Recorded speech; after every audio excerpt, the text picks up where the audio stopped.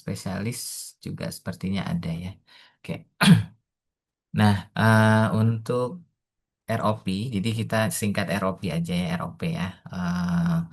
Saat ini kita ketahui bahwa ROP ini menjadi salah satu masalah ataupun temuan yang cukup banyak ditemukan setelah kita para dokter mata itu menggalakkan yang namanya screening.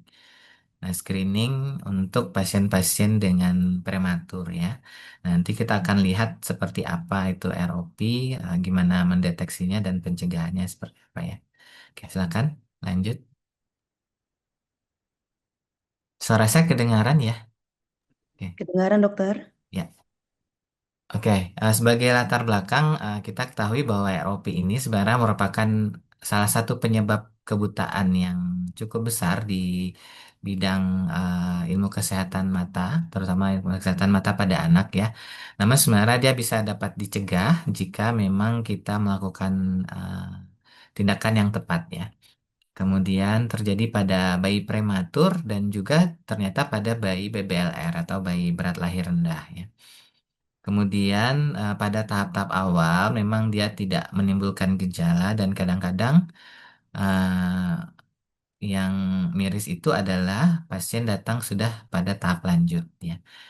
Nah, kita akan lihat seperti apa tahap lanjutnya. Kemudian screening tepat waktu itu dapat menyelamatkan penglihatan. Nah, itu sebenarnya yang menjadi misi kita kali ini gitu ya. Selanjutnya.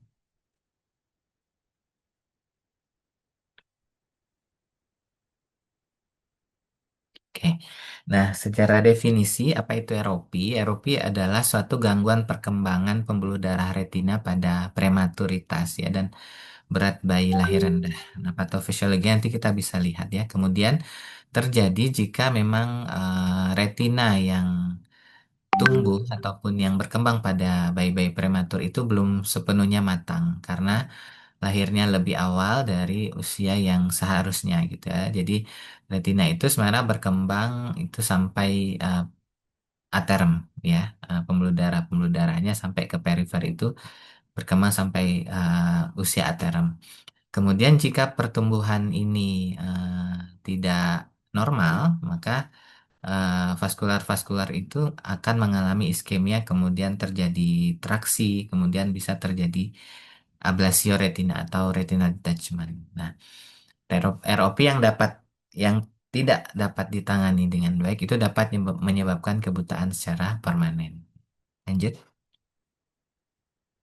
Oke, secara epidemiologi ini data kita yang ada itu tahun 2016 sampai 2017 ya yang terbaru. Kemudian belum ada update lagi untuk data-data yang terbaru ya, terutama di Indonesia ya.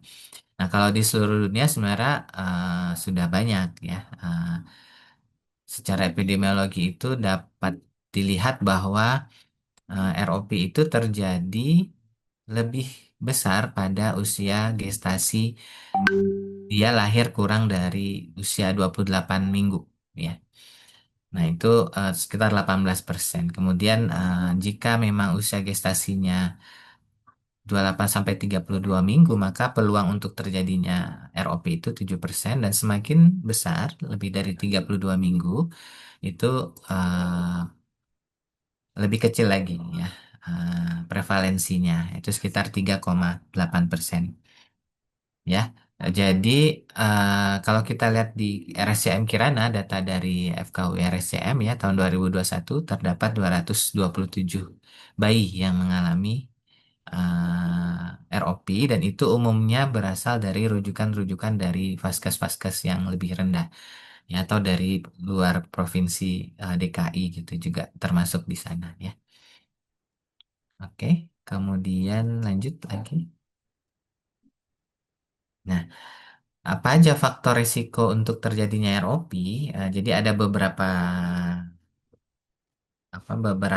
istilah untuk ROP ya. Pertama adalah berat badan lahir, kemudian ada usia gestasi ya. Kemudian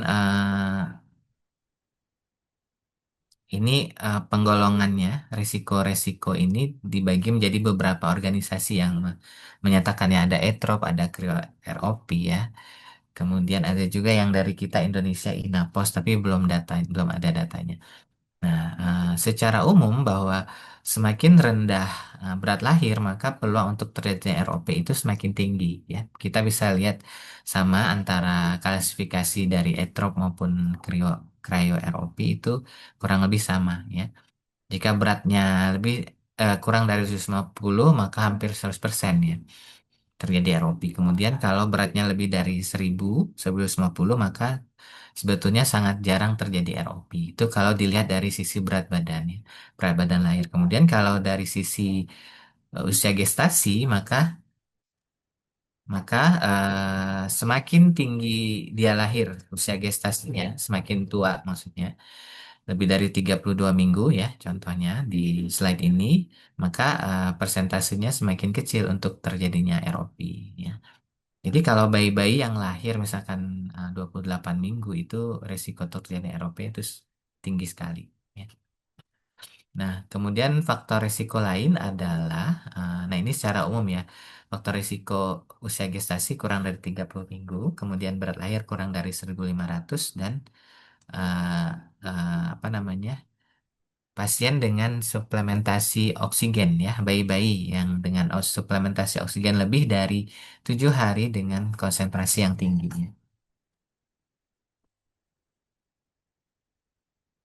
Ya, jadi bayi-bayi yang lahir biasa kan tuh masuk ke NICU ya, NICU. Jadi ada fasilitas di rumah sakit yang menggunakan eh, NICU-nya itu menggunakan oksigennya itu oksigen dengan high concentrate ya. Nah, itu risiko tinggi untuk terjadi ROP ya. Nah, sekarang di berbagai daerah, bagi rumah sakit itu ada namanya NICU-nya itu menggunakan CPAP ya. CPAP. Nah, CPAP itu sekarang sudah mulai banyak digunakan. Nah, CPAP itu membantu mengurangi risiko terjadinya ROP karena dia oksigennya itu konsentrasinya rendah dan disesuaikan dengan kondisi pasien ya gitu. Jadi ada fraksi-fraksi oksigen yang diberikan itu disesuaikan gitu. Jadi bukan yang gross oksigen uh, high concentrate gitu ya. Nah, itu akan berbahaya. Oke, lanjut. Nah, ini Bapak Ibu, teman-teman sejawat bisa baca bahwa pembuluh darah retina itu em, sebenarnya mulai berkembang pada saat uh, usia kehamilan tuh 16 minggu. Kemudian dia akan berkembang, berkembang terus mulai dari optik disk sampai ke bagian pinggir. Disebut sebagai ora serata, bagian nasal. eh, Pada usia 36 minggu ya. Jadi pada hampir aterem itu dia sudah berkembang di bagian nasal. Kemudian pas 40 minggu dia sudah optimal perkembangannya ya. Jadi kalau terjadi kelahiran lebih cepat ataupun apa namanya prematur, maka pembuluh-pembuluh darah retina ini tidak akan berkembang dengan baik, dengan sempurna, sehingga memicu iskemia, proliferasi yang berlebihan, dan lain-lain seperti itu, sehingga memicu yang namanya terjadinya ROP, ya. Oke, lanjut lagi. Nah, ini patofisiologinya ada beberapa fase. Lanjut aja, nanti kita akan lihat ya. Pertama adalah hambatan pertumbuhan vaskular retina, kemudian terjadi iskemi. Nah, iskemi itu akan memicu peningkatan VEGF ya. Sehingga VEGF ini yang tinggi kadarnya akan meningkatkan adanya neovaskularisasi yang abnormal, ya. Nah, neovaskularisasi yang abnormal ini akan meningkatkan risiko terjadinya traction, tarikan pada retinanya, sehingga terjadi ablasio retina ya. Ya, silakan lanjut. Oke, ya seperti ini. Jadi secara umum tadi sudah kita jelaskan bahwa dia berkembang pada usia 16 minggu, kemudian sampai 32 sampai 40 minggu ya. Nah, pada uh, pranatal ya, sebenarnya oksigennya pertumbuhan itunya normal ya, normal vessel growth gitu pada kondisi prenatal. Tapi ketika terjadi gangguan pada usia-usia 20 di bawah 32 minggu, usia gestasi 23 minggu, ketika dia lahir maka retina menjadi hiperoksik, ya hiperoksik. Karena terjadinya berkaitan dengan level oksigen di intrauterin ya. Kemudian pada fase satu ini sebenarnya terjadi hiperoksia. Ya. Nah, pada fase 2 retina itu menjadi hipoksia sehingga level level untuk VEGF itu akan meningkat karena retinanya hipoksia dan terjadilah yang namanya neovaskularisasi ya. Oke. Lanjut. Ini patofisiologi secara umum ya. Jadi bayi-bayi yang prematur itu mengalami vaskularisasi yang inkomplit pada daerah nasal dan juga temporal. Oke, lanjut. Next. Ya. Karena banyak bibi ataupun bayi mendapatkan suplemen oksigen, maka akan menghambat perkembangan vesel sebetulnya. Sehingga makanya harus diberikan secara pelan-pelan, ya. Perlahan dengan fraksi-fraksi, kemudian dengan konsentrasi yang rendah sehingga tidak mengganggu pertumbuhan pembuluh-pembuluh darah tersebut, ya. Oke, lanjut. Nah, tanda-tandanya memang ini tidak bisa dilihat secara gross dengan mata telanjang ya. Jadi kita memang harus melihat di fundusnya ataupun di retina dengan alat khususnya. Nah, kita lihat A ini adalah retina normal, kemudian B itu sudah ada yang namanya white line ataupun demarcation line ya. Seharusnya ini tidak ada. Nah, ini namanya stage 1 ROP. Kemudian yang ketiga ini demarcation line itu semacam batas antara retina normal dan retina yang sedang berkembang gitu. Nah, karena neovaskularisasi yang berlebihan ya. Nah, stage 2 itu pada gambar C, pada bagian C itu lebih tebal demarcation line-nya. Nah, jadi akan semakin menunjukkan bahwa ini memang suatu ROP gitu ya. Kemudian pada gambar D kita lihat bahwa pembuluh-pembuluh darah itu arteri terutama menjadi uh, turquoise atau berkelok-kelok, kemudian pembuluh darah venanya jadi lebih gemuk, lebih besar gitu ya. Nah, itu disebut sebagai plus disease dan memerlukan tindakan segera gitu. Oke, lanjut. Klasifikasinya itu ada beberapa inisiasi ataupun beberapa organisasi yang mengklasifikasikan ya. Pertama memang dari lokasinya. Ada zona 1, 2, 3. Kemudian ada stadium atau derajat keparahan. Kemudian ada plus disease atau penyakit-penyakit yang cukup membuat gawat nantinya ya. Plus disease namanya. Pembuluh posterior retina itu sangat abnormal. Lanjut. Oke, nah ini tadi sebenarnya sudah kita jelaskan ya bahwa stage of acute disease, stage 1 mulai ada demarcation line ya, kemudian stage 2 itu demarcation line-nya itu mulai menonjol, kemudian membentuk ridge ataupun kayak bahasa ininya ya, ridge itu gundukan gitu ya yang tipis. Kemudian stage 3 terjadi proliferasi neovaskular di ekstraretina yang eh, meluas dari ridge tersebut sampai ke dalam vitreous. Oke. Kemudian ada stage 4 ya. Stage 4 itu sudah kena ke organ-organ yang lain ya, disertai dengan detachment dari retina dan stage 5 itu retinanya total. Sudah apa namanya? Ablasio ya. Ada stage-nya ada 5A, 5B ya. 5A itu masih kelihatan nervus optiknya, kemudian 5B itu sudah tidak kelihatan lagi sampai 5C ya. Nah, 5C itu biasanya sudah disertai dengan gangguan yang mulai mengarah ke bagian anterior ya. Ada retinanya yang sudah lepas, kemudian terjadi pembentukan jaringan fibrovaskuler ya. Nah, kemudian nampaklah biasa di retinanya ataupun pupilnya itu keputihan ataupun apa namanya white pupil ataupun leukokoria namanya ya. Nah, ini sudah stage 5. Oke. Oke, ini sama ya.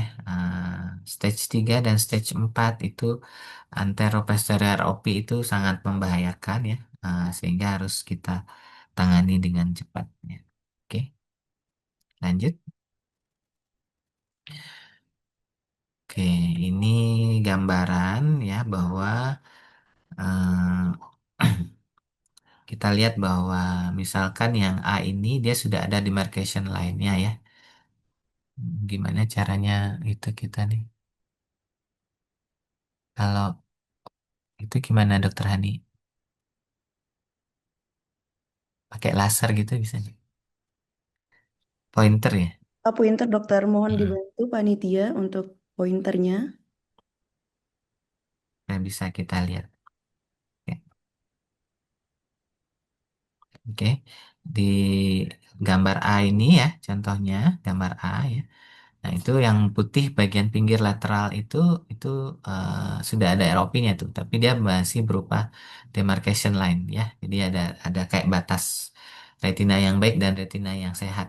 Nah, baru satu. Kemudian yang B itu lebih masuk ke dalam retina lagi ya. C juga sama, D juga, E juga ya. Oke. Ya, lanjut. Dan ini hanya bisa dilihat dengan fundus ataupun retinal kamera ya. Nah, ini zona-zonanya ya. Jadi kalau nanti mungkin para dokter ingin mempelajari bahwa ketika kita menilai suatu pemeriksaan ROP, screen ROP, maka kita bagi zona ya. Zona satu itu di daerah nervus optik ya. Kemudian zona 2 itu daerahnya lebih luas sedikit ya. Zona 3 nanti di lateral. Nah, kalau dia sudah masuk ke zona 1 itu yang sangat membahayakan ya. Jadi kalau dia masih berada di zona 3, pembuluh darahnya memang terbentuknya tidak terlalu masif gitu ya. Nah, itu masih kita nyatakan lebih aman dibanding kalau dia sudah masuk ke zona 1. Nah, itu alarm sign buat para dokternya, dokter mata ya. Oke, lanjut. Seperti ini ya, zona 1, zona 2, zona 3. Kalau dilihat dari samping, kemudian dalam kita mendokumentasikan suatu hasil pemeriksaan, selain zona kita juga nulis itu di clock hours-nya, di jam berapa ya. Ada misalkan terjadi reach-nya ataupun terjadi demarcation line atau memang terjadi retinal detachment ya, tipe ataupun grade berapa gitu ya.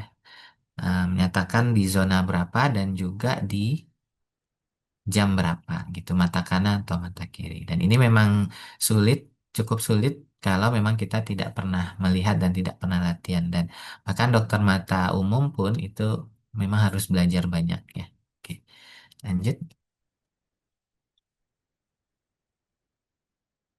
Oke, nah, zona 1, zona 2, zona 3 ya. Oke, lanjut lagi. Nah, ini ada yang namanya penyakit disebut sebagai plus dan pre-plus ya. Kalau plus disease itu ada nampak terjadi dilatasi ya. Dilatasi vena dan tortuosity dari arteri atau arteriol yang lumayan terlihat di retinal posterior ya. Paling tidak di 2 kuadran ya. Rate-nya kita bagi menjadi 4 kuadran ya kalau kita lihat gambar gitu. 4 kuadran. Nah, medial, medial superior, medial inferior, lateral superior, lateral inferior. Jadi 4 kuadran. Nah, paling tidak ada 2 yang mengalami itu, dilatasi vena dan arteri yang mengalami tortoise, maka disebut sebagai plus plus disease. Ya. Nah, ada sebelumnya pre-plus disease. Venanya mulai melebar-lebar gitu ya. Kalau kita lihat funduskopi normal pada anak memang ya seperti orang normal ya, tidak ada eh, pelebaran vena, tortuosity dari arteri gitu. Nah, kemudian ada yang disebut sebagai agresif ROP ini lebih berbahaya lagi. Sudah hampir ke semua kuadran mengalami ROP-nya. Ya, oke. Tanpa treatment, agresif ROP bisa bergerak ataupun menjadi ROP stage 4, stage 5. Ya, oke. Yang ditandai dengan adanya retinal detachment. Lanjut. Oke. Ya, ini contohnya ya. Eh, ini kita menggunakan fundus kopi dengan wide angle fotonya. Ya. Nah, lihat bahwa level of vascular abnormality itu berbeda, bermacam-macam. Ya. Terutama kita lihat di zona satunya ya. Nah, ini yang E ini sudah di semua kuadran ini ya, turquoise, pembuluh darahnya, venanya berdilatasi. Nah, ini bisa disebut sebagai plus disease ya. Oke, lanjut lagi. Oke ya. Hmm, ya, kurang lebih sama bahwa pada bagian A kita lihat, kemudian pada bagian B itu dengan fluorescent angiografi kita lihat pembuluh darahnya yang normal sebenarnya, yang hijau itu ya, kemudian yang paling bawah kanan bawah itu yang sangat tidak abnormal plus disease. Hmm. Oke, lanjut. Nah, bagaimana cara kita sebagai dokter, baik itu dokter umum, perawat, tenaga kesehatan, melakukan ataupun menganjurkan screening ya. Saya ingin sekali meminta kepada para nakes ya, baik perawat, dokter, bahkan dokter spesialis anak misalkan ataupun spesialis mata lah ya, untuk berhati-hati dalam memberikan edukasi ke pasien terkait pasien ROP ataupun pasien prematur ya. Jadi beberapa kali saya memang sering menemukan bahwa ada pasien yang datang ke dokter mata itu dalam kondisi yang sudah terlambat ya. Sudah blind, usianya sudah 6 bulan, tapi ternyata dia ROP gitu. Tandanya yaitu leukokoria, pupilnya sudah putih, retinanya sudah detachment. Ketika saya tanya, emang apakah Bapak Ibu tidak dianjurkan untuk screening oleh dokternya atau perawatnya? Dan dia menjawab tidak pernah gitu. Bahkan untuk di rumah sakit besar ya. Eh, Mohon maaf, kadang memang ada dokter obgyn atau dokter anak lah ya, terutama yang mungkin luput untuk tidak menganjurkan screening gitu dan menganggap bahwa nanti pasien akan membaik-baik saja ketika usia 3 bulan. Nah, justru ketika usia 3 bulan itu sudah terlambat sebetulnya. Nah, perawat juga pernah ada yang mengatakan seperti itu, bidan juga sama ya. Dokter umum saya belum pernah menerima laporannya, tapi justru yang datang laporannya itu dari perawatnya atau bidannya bahwa tidak masalah prematur, nanti 3 bulan periksa lagi itu akan normal gitu. Ya, memang peluang untuk terjadinya ROP itu tidak 100% ya. Jadi semakin tadi kita lihat semakin kecil dia lahir ya beratnya atau semakin muda dia lahir maka resiko akan semakin tinggi. Tapi yang perlu ditekankan bahwa kalau menerima pasien dengan bayi prematur, mohon dianjurkan untuk melakukan screening ROP jika berat lahirnya kurang dari 2000 ya atau 2500. 2500 marah aman di bawah 2000 ya. Kemudian usia gestasinya kurang dari 34 minggu atau 32 minggu ya. Ini setiap negara berbeda-beda, tapi kita biasa mengambil yang paling paling berat sedikit atau paling tua sedikit usia gestasinya gitu supaya aman aja gitu karena kita negara Indonesia memang tidak familiar ya, sebetulnya untuk screening ROP ya sampai berapa tahun belakangan tapi sekarang sudah oke ya. Nah, saya minta bantuan memang kepada seluruh tenaga kesehatan. Coba dilihat lagi untuk ROP. Memang pasien-pasien dengan ROP itu multi ya, multi patologi biasanya. Dan kadang-kadang ada yang terlewat, termasuk pendengaran termasuk indera penglihatan itu terlewat untuk dilakukan edukasi untuk screening ya. Bahkan untuk apa namanya eh, indera pendengaran juga kita dianjurkan untuk menyarankan untuk screening. Oke. Nah, untuk bayi yang lebih besar, tapi kondisi klinisnya tidak stabil, nah itu boleh juga lakukan screening ya. Nah, dengan kita beranggapan bahwa semakin muda lahirnya atau semakin rendah berat lahirnya itu peluang untuk ROP-nya semakin tinggi. Seperti yang tadi kita bahas ya. Oke, lebih baik screening daripada terlambat gitu. Nah, in case misalkan pada saat screening tidak terjadi apa-apa ya itu alhamdulillah ya. Tapi kita sangat mengharapkan pencegahan dengan screening itu lebih baik daripada terlambat ya. Oke, lanjut lagi. Oke, nah ini di beberapa negara berbeda-beda ya. Memang tergantung dari maju tidaknya kayaknya ya satu negara. Untuk berat lahir biasanya sama. Kalau Indonesia juga kurang dari 1.500. Nah, Indonesia ini lebih tinggi nih usia gestasinya untuk dilakukan eh, apa namanya lakukan screening ya. Itu sudah kesepakatan bersama supaya kita meminta aman saja gitu untuk kondisi bayinya. Oke, lanjut. Nah, ini untuk hasil kesepakatan ataupun dari workshop Pokja Eropa dan bayi prematur 2010, maka bayi dengan usia lebih dari 30 minggu lahirnya, 2 sampai 4 minggu setelah kelahiran sudah boleh screening. Tapi kalau kurang dari 30 minggu, maka 4 minggu kemudian itu sudah boleh melakukan screening. Karena usia-usia krusial untuk terlihatnya ROP itu ya 32, 33, 34 sampai 37 itu sangat krusial kalau tidak ada pemantauan gitu ya.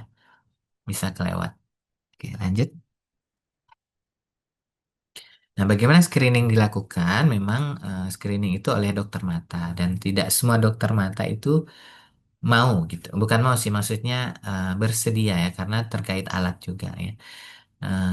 Seharusnya memang setiap dokter spesialis mata itu bisa melakukan.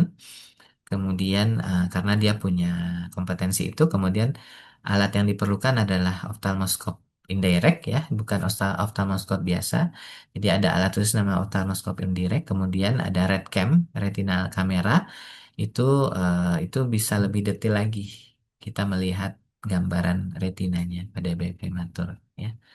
Kemudian ada ROP, teleoftalmologi di bidang ROP jika memang ada gitu, dengan gambar-gambar, dengan pencitraan. Oke, lanjut. Oke, ini screeningnya ya. Biasanya kita lakukan di NICU ataupun ICU pada bayi ya, untuk bayi ya. Kemudian kalau sudah pasien sudah keluar dari NICU, kemudian oleh rawat jalan, maka tetap dilakukan screening kalau usianya belum mencapai aterem ya. Jadi untuk saat ini supaya aman itu kita anjurkan untuk screening sampai usia gestasinya 42 minggu, bahkan ada yang sampai 45 minggu ya. Dan itu kan dilakukan di poli ya. Oke. Nah, tidak perlu screening jika memang pada saat screening terakhir itu retinanya sudah matur ya atau ROP-nya has regress. Jadi ROP itu sebenarnya bisa regress secara spontan ya. Kalau eh, apa ke arah regression gitu. Jadi dia tidak selalu berkembang ke arah yang buruk, tapi dia juga regresi ya. Kemudian screening berikutnya ya dalam 2 minggu biasanya, dalam 2 minggu. Kalau memang dia belum matur atau ada ROP ya, 1 sampai 2 minggu ya, itu kita periksa kembali. Kemudian lakukan dokumentasi dan komunikasi dengan orang tua bahwa memang dia harus melakukan screening sesering mungkin ya untuk mencapai level safe-nya itu gitu. Oke. Kemudian ini nanti buat teman-teman yang bekerja di PICU atau NICU itu akan familiar dengan alat-alat ini dan obat-obatnya ya untuk persiapan. Ya. Jadi untuk pembuka ataupun diuretikum atau obat untuk membuka pupil itu sangat wajib. Ya bisa dibilang wajib karena kalau tidak pupilnya tidak lebar maksimal maka kita nggak bisa periksa dengan alat ya. Oke lanjut. Oke tadi saya kronologis 4 minggu atau usia postmenstrualnya 31 minggu yang mana duluan silakan. Kalau dia 32 minggu lahir ya lakukan screening. Kemudian 2 minggu kemudian ya. Atau usia kronologisnya sudah 4 minggu gitu setelah lahir. Gitu lah. Oke, jangan menunggu bayinya sehat, terlihat sehat ya. Jadi kita nggak tahu apa yang ada di dalam matanya gitu ya. Lanjut lagi.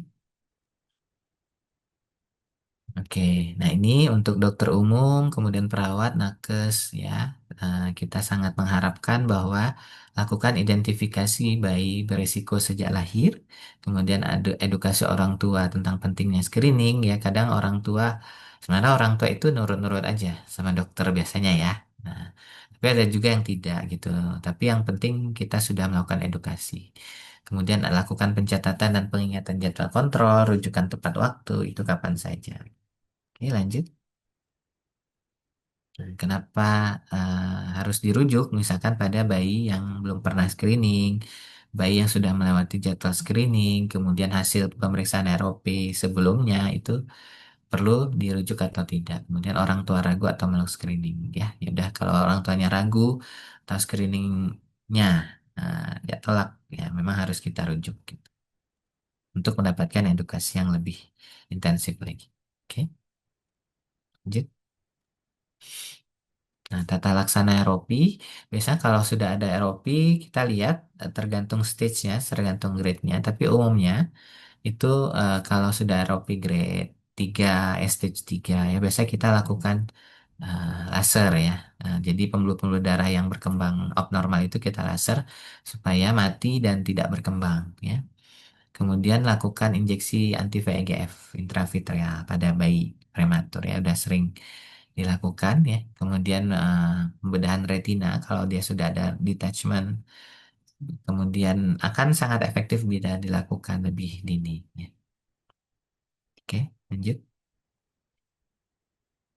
Komplikasinya ya. Nah, komplikasi yang paling sering memang retinal detachment ya. Kalau sudah ada retinal detachment, maka visual outcome-nya itu sangat buruk ya. Tajam penglihatannya sangat buruk dan paling sering terjadi ini ya. Jadi bisa dibilang kebutaan ya. Tapi ada juga yang dengan treatment ataupun dengan tata laksana yang baik dia normal. Visusnya bisa 100% 6/6. Ya, tergantung dari kondisinya. Bisa terjadi makular vault, miopia, glaukoma, amblyopia, katarak, dan lain-lain ya. Strabismus. Oke, lanjut lagi. Next.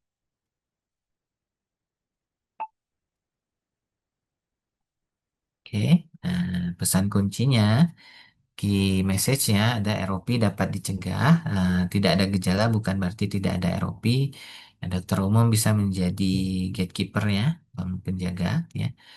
Kemudian screening tepat waktu dapat menyelamatkan penglihatan dan masa depan anak-anak bayi prematur ya.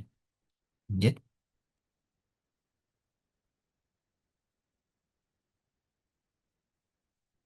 Oke, prinsipnya tadi sudah sebenarnya ya.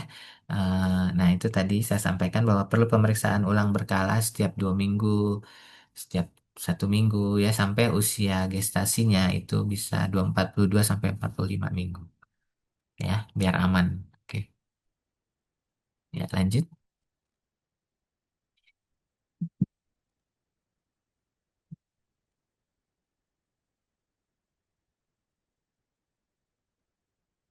Next.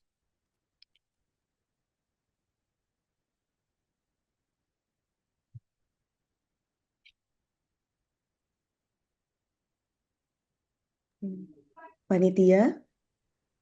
Slide berikutnya ya, conclusion ya, bahwa screening guidelines ataupun panduan screeningnya bergantung dari usia gestasi dan berat lahir. Kemudian pengenalan awal screening itu menjadi kunci kita untuk pencegahan dari ROP ya. Kemudian early treatment dapat meningkatkan visual outcome pada bayi prematur. Oke, lanjut.